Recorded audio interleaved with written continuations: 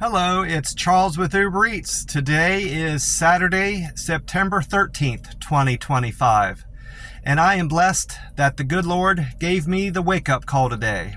And I got to see another day here in Tampa, Florida. And you're seeing this and hearing this, so you're equally blessed that God gave you your wake-up call today. And you got to see another day.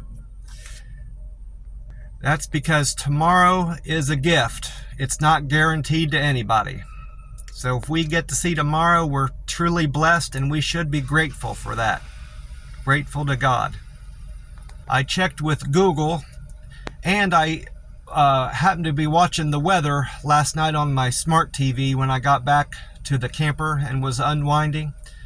And according to both of those, we can expect a high temperature today of 87 degrees here in Tampa and no rain, which is kind of unusual for Tampa. Normally we get a little bit of rain somewhere in the central part of Florida, but they're not calling for any in at least the Tampa area for today. I'm sitting up at the McDonald's waiting to go in to get my breakfast this morning. And I filled up my tank also at the gas station next door. Then I came over here. Gas this morning at the Circle K is at $2.96 a gallon. That is up 12 cents. No, 9 cents. It was $2.87 yesterday and it's $2.96. So it went up 9 cents just from yesterday. So we got gas is on the rise, at least at this Circle K. I saw it even more expensive as I was driving around. It was higher in other parts of the town. I went actually into Pinellas County part of my day yesterday, and I saw it, I think at one of the gas stations, I saw it at $3.25. Over there, it was a Thornton's gas station, I believe. I saw it there, and I think I saw $3.23 at another gas station in Pinellas County. I was able to find 3 different cans of this Monster drink. I've got to be careful because this can's opened up. I'm having this tea and lemonade this right now with my iced tea, with my ice. I had to switch cups, and I'll explain that in a minute. I've got a Thornton's cup now with my ice in it. I'm about to fill it up with my tea and lemonade. And I got the variety like I hoped I'd be able to. I got a peach tea Monster Rehab. I'm going to probably have that one tomorrow. And then Monday, I'm going to do the wild berry Monster Rehab. And I just remembered, I actually have 2 more cans I bought yesterday. I bought an additional wild berry and another peach. So I got cans for Tuesday and Wednesday, so I'm good on Monster Rehab drinks for a while. I tried at first, I knew I needed about $20 worth of gas, and I was going to try to use my Griffles card. That's my plasma card from McAllen, Texas, because there's money on there I need to spend. And from the looks of the ATMs here at the Walgreens, they're not the same ATMs that the Walgreens in McAllen, Texas have, so I can't use that card to get my money out from the plasma donations I did in Texas. So I need to try to use that card to buy stuff. Well, I tried to use my Griffles card at the pump, and it wouldn't accept it. I had the PIN number. First I did it as a credit card, and it declined it. Then I took it out. I had to wait for the pump to reset. I hit cancel, and it still took a while to reset. Then I put my Griffles card back in, and I did it as an ATM, and it asked for the PIN number. And it still declined. I know I had the right PIN number. I've got it written on the back of the card. And I think the reason it was declining is because they put a hold on your purchases of gas. You might only pump $20, but it puts like a $50 or even as high as $75 hold on the card. And that card is probably not set up to accept holds. It only will allow straight purchases.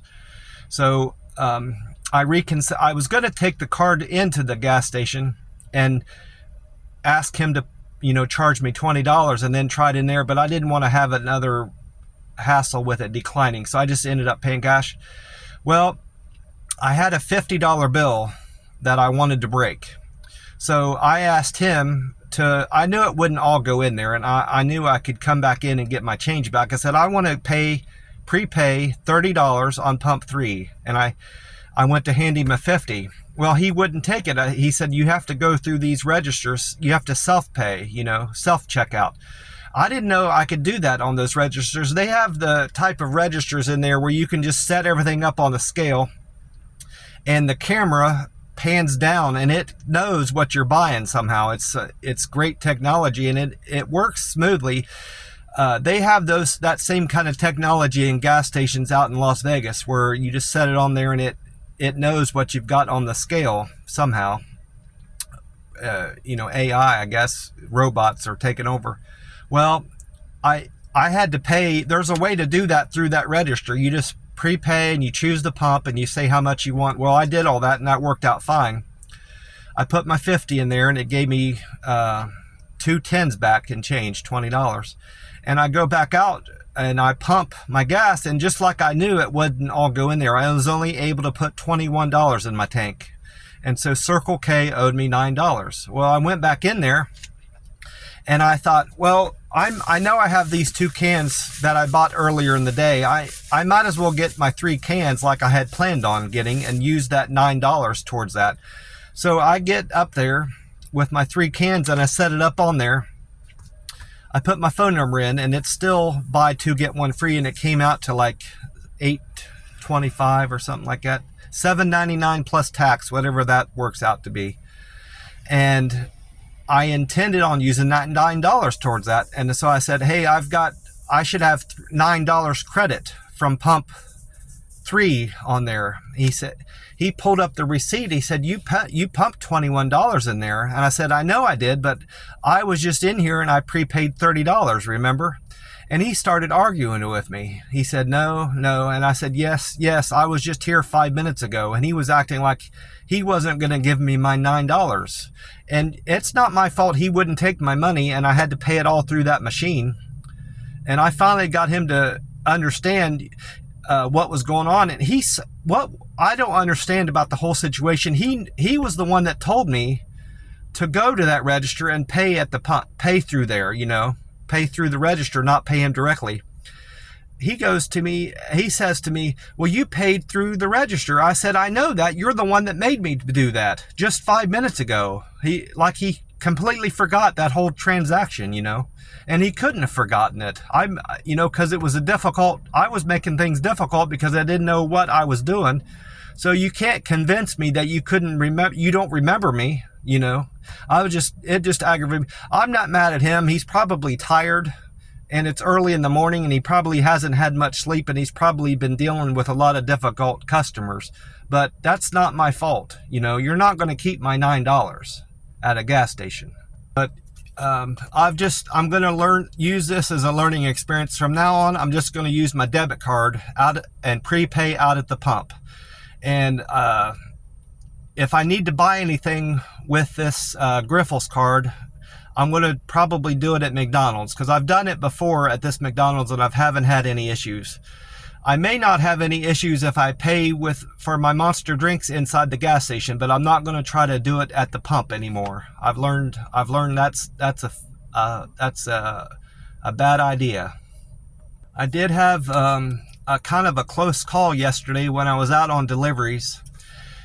It was early in the day. The sun was up. I don't start driving until the sun comes up because I can't hardly see at night to drive. And anytime I have to drive far distances is the only time I will drive at night, when I've got somewhere I need to be and I have a long trip ahead of me, and I generally don't like to drive at night other than that. So I always wait till the sun comes up to start my deliveries. Well, so I'm bringing all that up because it wasn't a matter of me not seeing where I was going on account of it being dark. It was daylight. So I get up. It's a 4-way stop. Okay, no, it's not a traffic light. It's a 4-way stop, and everybody has to pull up and wait for their turn to go on ahead. So I did that. And by the time I got to the intersection, there was probably 3 cars ahead of me, and I'm just being patient, pulling ahead, slowly. Well, I get up. It's my turn to get up to the stop sign.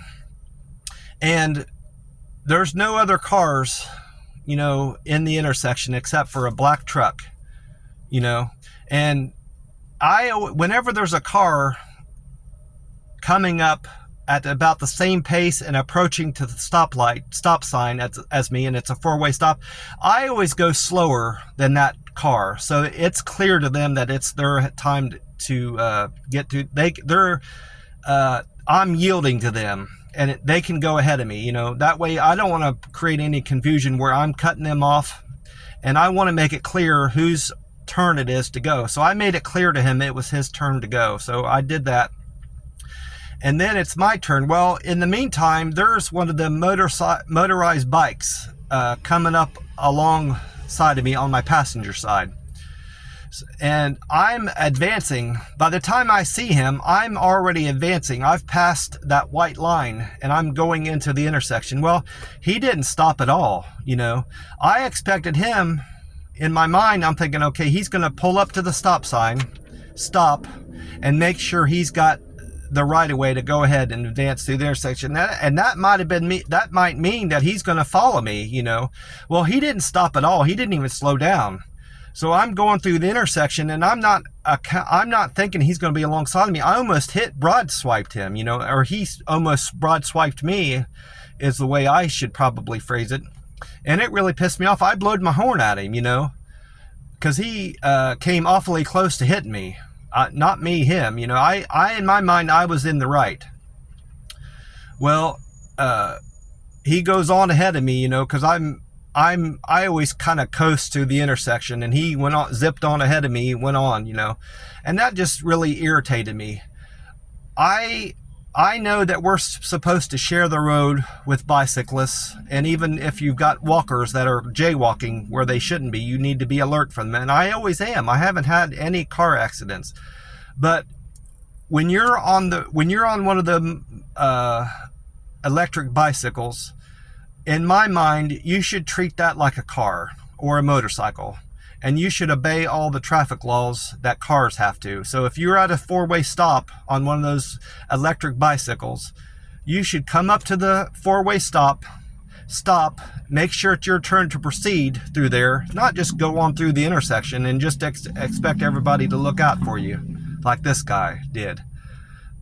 I went to two places to get an opinion on this matter. I went to my chat box, Meta AI chat box, that I connect with my Facebook Messenger with, and I didn't get any clear information on that. It said all this bullshit about it depends on your jurisdiction and the local and state laws for traffic and stuff like that. So, and that's probably correct.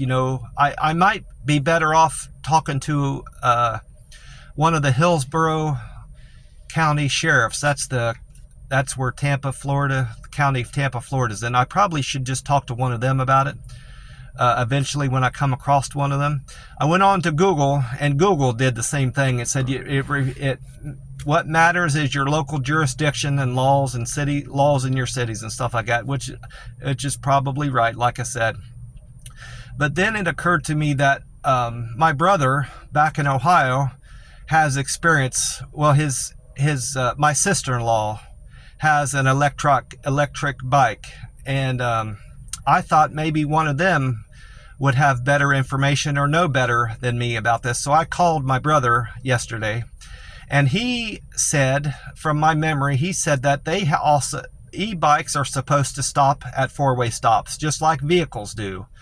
And so he's in agreement with me, and it's just a safety issue. What if that guy, he's not in as much risk of me hitting him, even though I nearly did. What if someone else in that intersection didn't see him, and it was their turn to go? If I wasn't there, and he just went on through, and it was another car's turn to go because there was nobody in the intersection, and he wasn't there yet on his e-bike, he would have gotten into a bad accident with that guy, and he would have been in the wrong, in my opinion. So it still baffles me how people conduct themselves on e-bikes. I've seen a lot of reckless behavior on people on e-bikes, both here in Vegas, and in Vegas and in Oklahoma City. Not so much back in Columbus. I don't know if that was a thing that people were riding a lot of e-bikes when I was back in Columbus, but e-bikes are everywhere nowadays.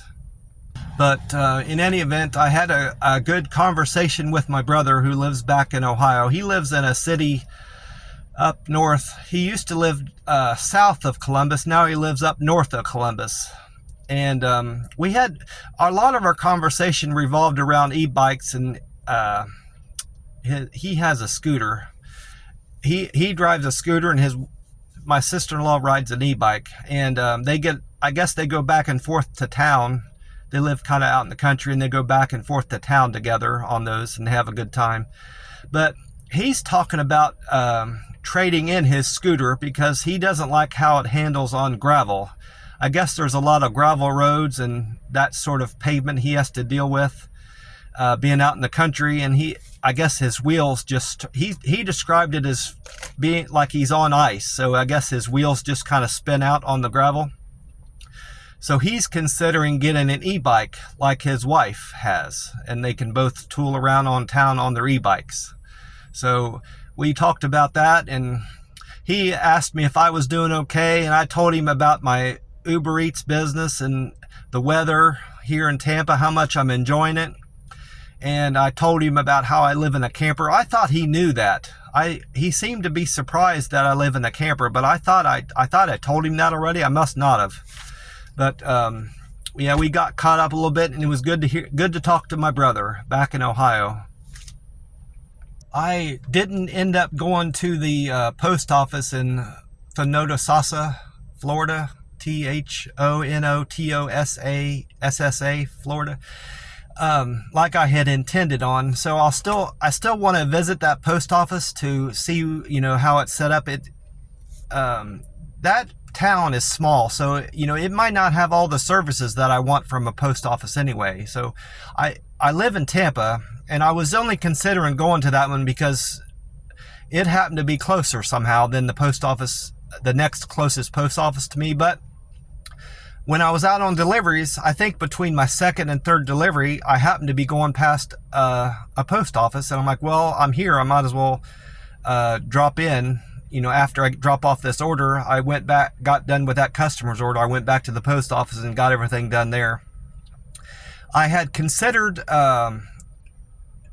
doing tracking on my aunt's letter I was sending her, but they were going to charge me like $7 or $8 on that mail, on getting certified mail, and I don't remember it being that high. I don't know if it's that high because it's Tampa, Florida, or the prices have just went up, but I know it was cheaper than that back in McAllen, Texas, when I did certified mail the last time. So I just sent it regular mail. It ended up being like 79 cents or 81 cents, something like that. And I'll call her and see if she got it, because I'm not going to get proof that she got it, and I'm sure she'll get it in any event. Something else I forgot to mention about that.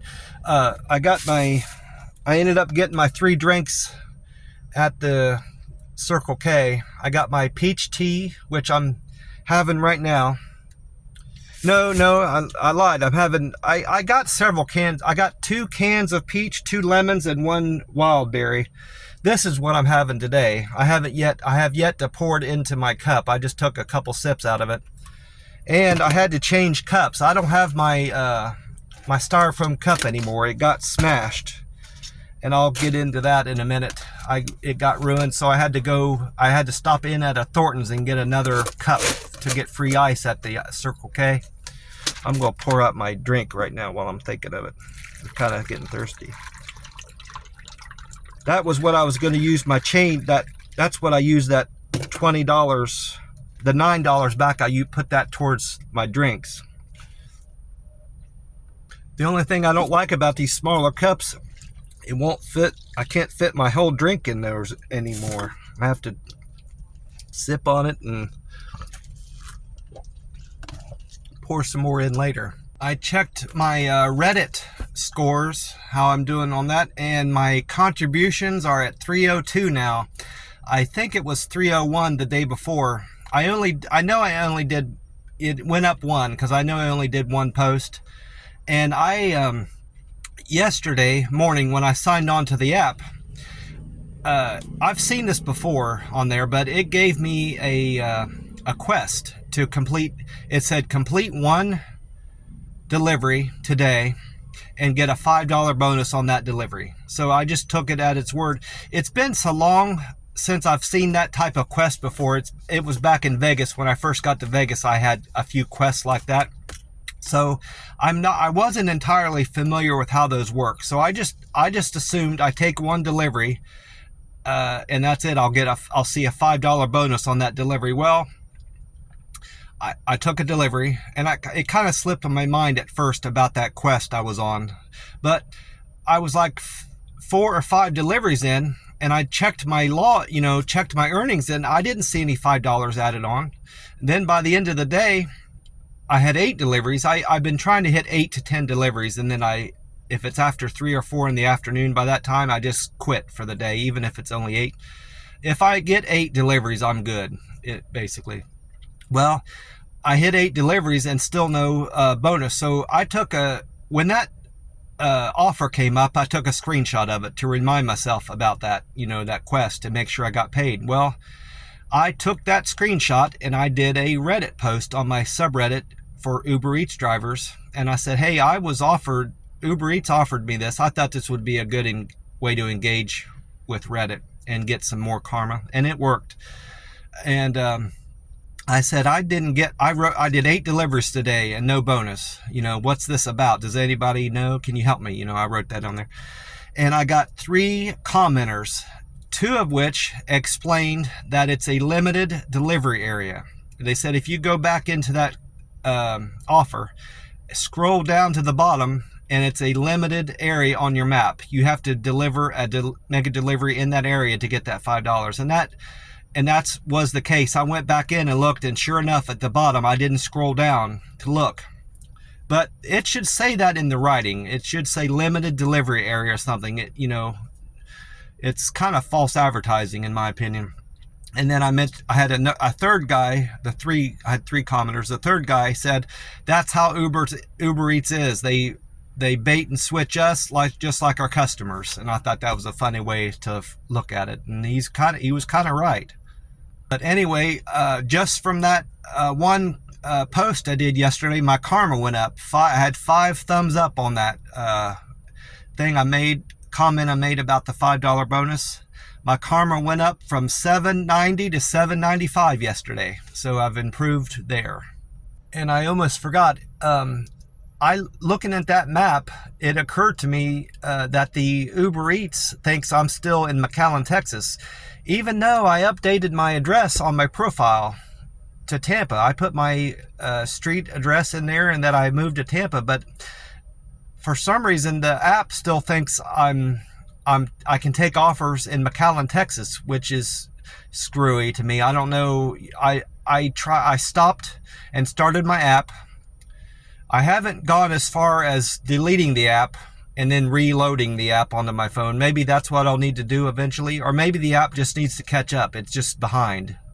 And when I do another software update, maybe it'll catch up with my new address on there. And because it's sending me orders here in town. Why it's doing me a challenge, or however you want to call it, from my previous marketing area is beyond me. It's screwy, really. And that post I made about the bonus and me not getting it, it's not even been up posted for 24 hours, and as of this morning it already had 877 views, which is strange. I'll post a similar thing on there about a bad offer that Uber Eats gave me, and it might only get 100 views in a couple days. For some reason, that particular post has taken off, and it's probably going to suggest I cross-post that too, just like it did that other one that had several hundred views in a short period of time. I checked out also my Google Guide metrics this morning, and I checked it last night and I checked it again this morning. My points have gone up to 6589. That's 93 more points from yesterday. I need 8411 more to make a local guide 8. So I'm getting there slowly but surely. I've been, I almost gained 100, so 80, maybe 84 more days or 100 more days, I'll get there. Maybe by the end of the year, I'll be a level 8 at the rate I'm growing. And on my, I'm at 1,289 contributions. That's 15 more from yesterday. I was at 1,274. I still have 16 followers as a local guide 7. I've uploaded 472 pictures. That's 7 more from the day before. I was at 465. My views went up a great bit just in one day somehow.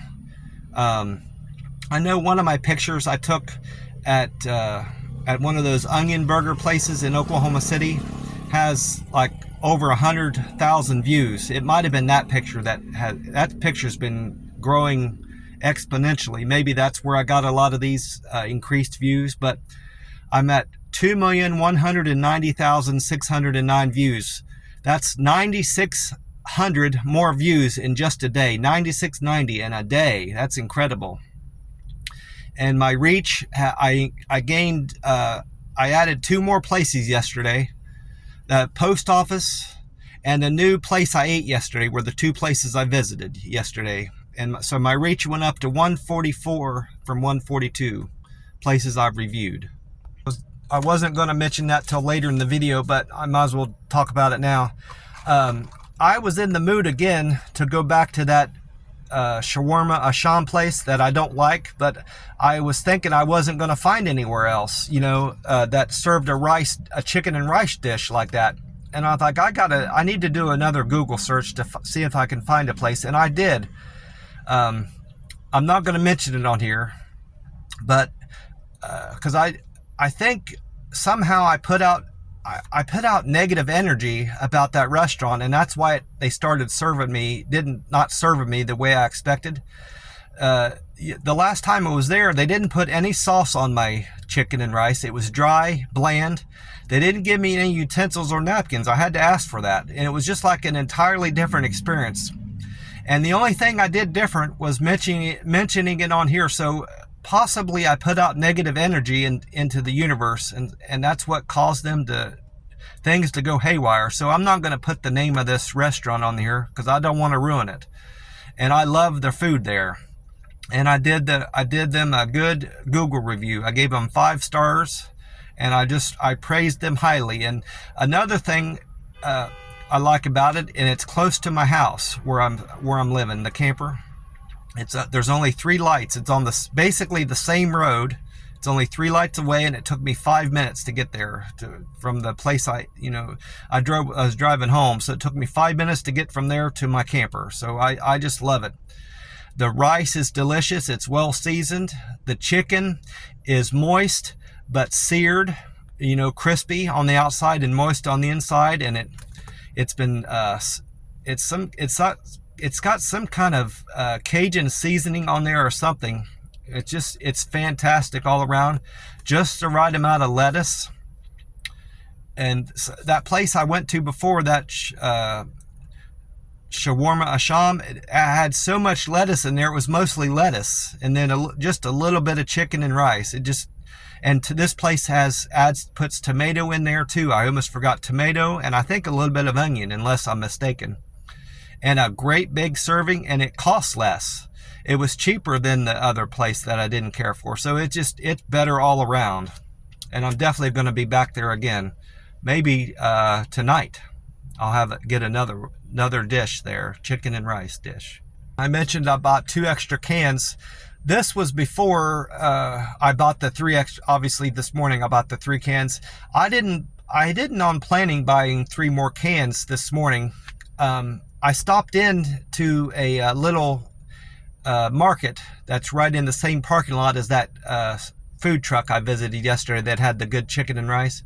And they had a decent price on their monsters there too. It was 2 for $5.50, which ends up being $2.75, which is more or less, buy 2 get 1 free, which is the deal I get at the Circle K. So I'm like, I might as well get the 2 cans here. So when I was there, that's when I got these the the peach and the wild berry. So I'm well stocked up on my monster drinks for now. And of course, I checked my Uber Eats metrics. Those have changed a little bit, not a whole lot. My acceptance rate is still at 47%. My on time, wait, this is from yesterday. Hang on a second. Here we go. This is it. My this is the biggest news from yesterday is I'm no longer a gold driver. My status went up from gold to platinum for some reason. I improved somewhere. My satisfaction is at 97%. That's the same. My on time has gone down. I ran into a lot of traffic and I was stopped at a lot of stoplights, and there was a bad accident that delayed me. So that caused my on time to go down to 94%. I was at 97 and went down 3 percentage points. My acceptance improved. I accepted more orders yesterday on average. It went up to 49%. That's an improvement of 2%. I was at 47. My cancel rate stayed the same, 4%. That's because I avoided going down to the harbor area. I don't think I had any. I didn't have to decline any orders to go down there. Something I forgot to mention that's been on my app for a while. I changed my why I deliver message to please rate my service in the app. I'd greatly appreciate that. That hasn't necessarily garnered me any better scores on my, those deliver with care, quick and efficient thumbs up things. But I'm going to leave the message on there. It eventually will start helping me. The only thing that changed there, as far as, deliver with care, quick and efficient, friendly, perfect handoff, and good communicator, the only thing that improved was my deliver with care. It went up to 314. I was at 313. So somebody gave me a thumbs up there. I did 8 deliveries, like I mentioned.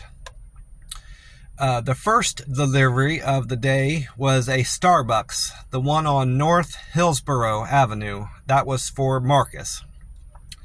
That delivery paid me $6.04.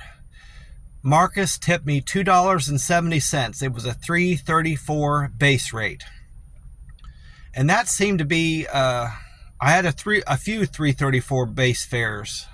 So a couple $2 ones, 3 $2. And I'm not sure what the fourth base rate was, fourth delivery. And then my second delivery of the day was for Leah's Cafe. That was the first time delivering from Leah's Cafe. That's on East Hillsborough Avenue. That order was for Linda T.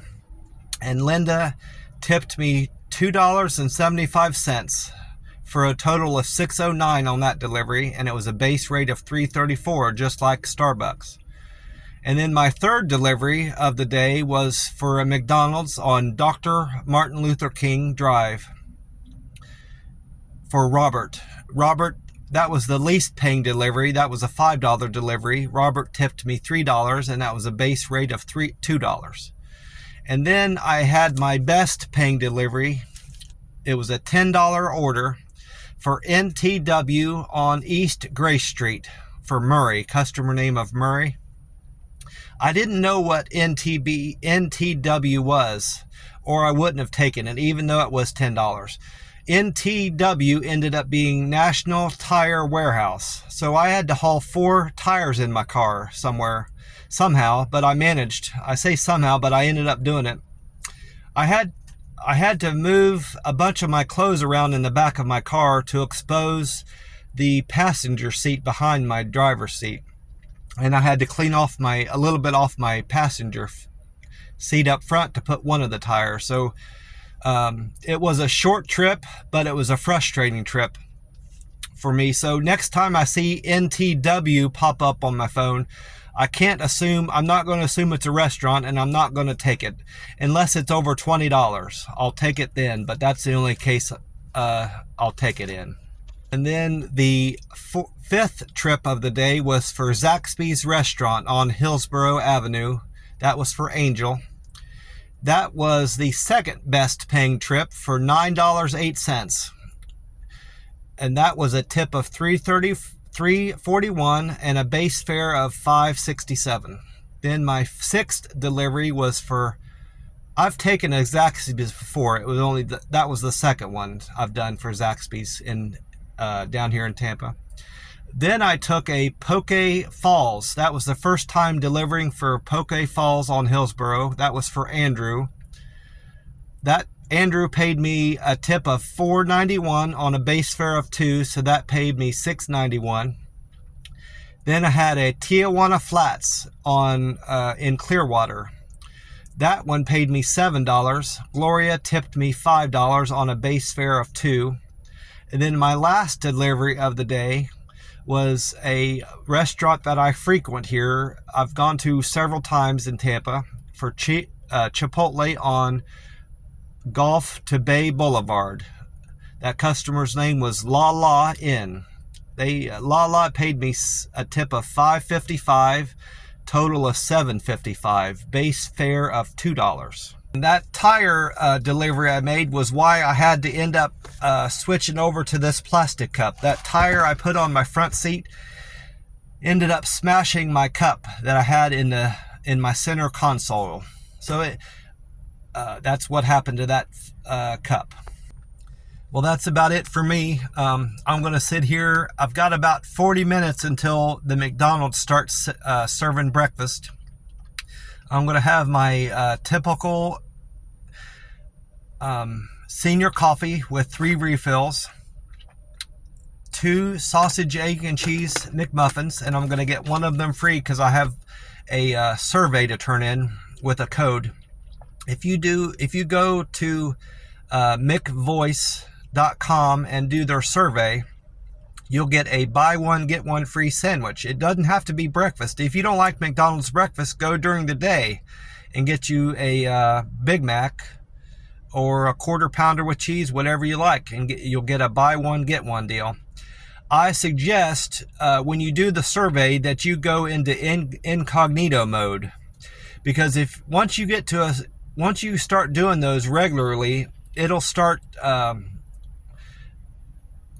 noticing that and start asking you more personal questions to figure out who you are. But if you go into incognito mode, it doesn't do that.